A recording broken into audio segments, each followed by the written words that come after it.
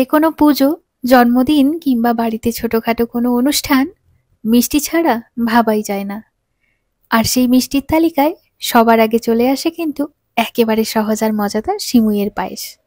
চলুন আজকের রেসিপিটি দেখে নেওয়া যাক।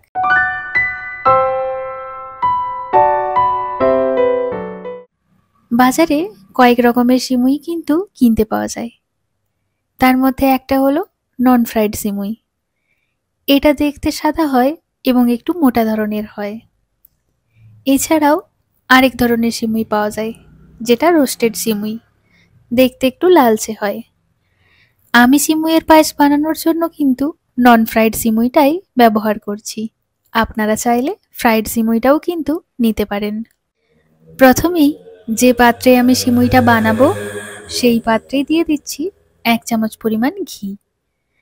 ঘি দিয়ে কিন্তু যে কোনো রকমের পায়েস বানালে তার স্বাদ অনেক গুণ বেশি হয়। ঘিটাকে প্রথমে গরম করে নেওয়ার পর 1 মুঠো কাজু বাদাম আর কিশমিশ দিয়ে দিলাম।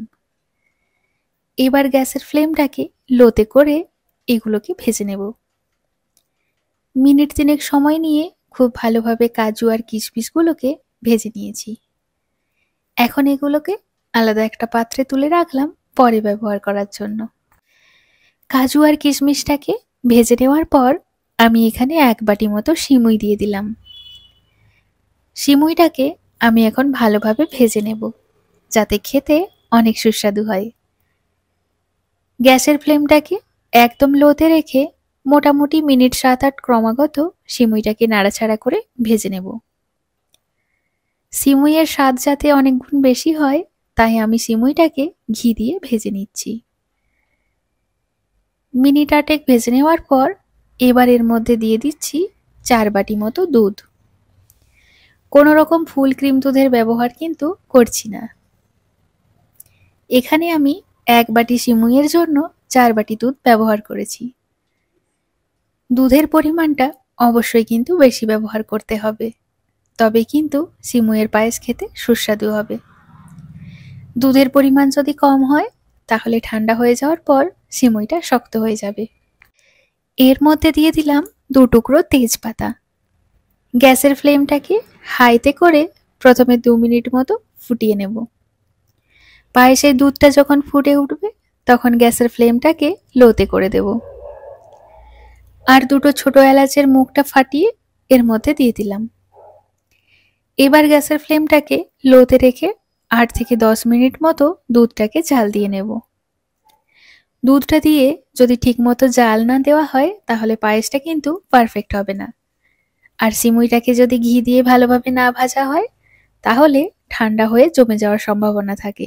সিমুইয়ের পায়েসে সিমুইগুলো যদি আলাদা আলাদা থাকে তাহলে খেতে ভালো হয়। 10 মিনিট মতো ফুটিয়ে নেওয়ার পর সিমুইটা বেশ ভালোভাবে সেদ্ধ হয়ে গেছে আর দুধটাও অনেকটা ঘন হয়ে এসেছে।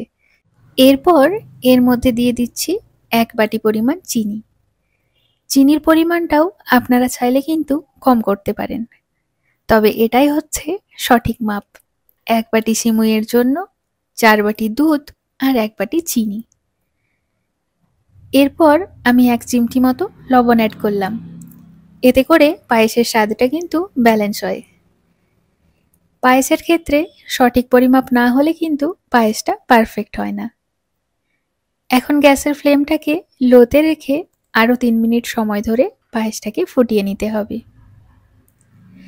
চিনি দেওয়ার পর 3 মিনিট ফোটানো হয়ে গেছে। আমাদের সিমুইয়ের পায়েস কিন্তু একদম রেডি।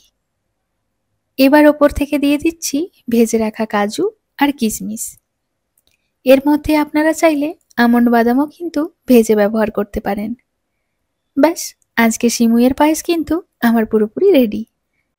দুর্গাপুজোর ষষ্ঠী বা অষ্টমীতে অনেকেই চালের জিনিস খান না, তাই চালের পায়েস না বানিয়ে সুজির পায়েস বা সিমুইয়ের পায়েসও কিন্তু বানিয়ে নিতে পারেন। আর এরকম পারফেক্ট মাপ সহ যদি আপনারা পায়েস বানান তাহলে আপনাদেরও বাড়িতে একদম পারফেক্ট সিমুইয়ের পায়েস তৈরি হবে। এখন ওপর থেকে দিয়ে দিচ্ছি আর একটু ভাজা কাজু বাদাম আর কিশমিশ, দেখতে যাতে সুন্দর লাগে।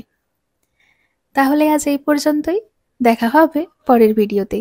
সবাই ভালো থাকবেন, সুস্থ থাকবেন। আজকের মতো টাটা।